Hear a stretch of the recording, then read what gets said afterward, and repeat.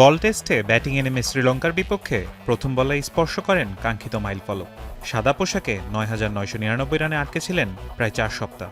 সবশেষ সিডনি টেস্টে মাইলফলক ছুঁতে দরকার ছিল ৩৮ রান, তবে সিডনি টেস্টে ২ ইনিংস মিলে করেছিলেন ৩৭। দুর্ভাগ্যজনকভাবে রেকর্ড থেকে ১ রান দূরে থাকতেই থামতে হয় তার।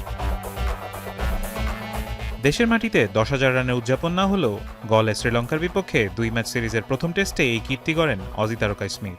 মাইলফলক পূর্ণ হতেই দর্শকদের করতালির অভিবাদনে সিক্ত হন তিনি। ব্যাট উঁচিয়ে ভক্তদের কৃতজ্ঞতাও প্রকাশ করেন তিনি।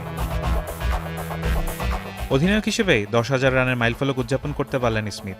১০,০০০ ক্লাবে অস্ট্রেলিয়ার প্রথম ৩ জন অ্যালান বর্ডার, স্টিভ ওয়া ও রিকি পন্টিং, ৩ জনই ১০,০০০ ছোঁয়ার ম্যাচে ছিলেন দলের অধিনায়ক। টেস্টে ২০০ ম্যাচে ৫৩.৭৮ গড়ে ১৫,৯২১ রান করে তালিকায় সবার উপরে গ্রেট শচীন টেন্ডুলকার।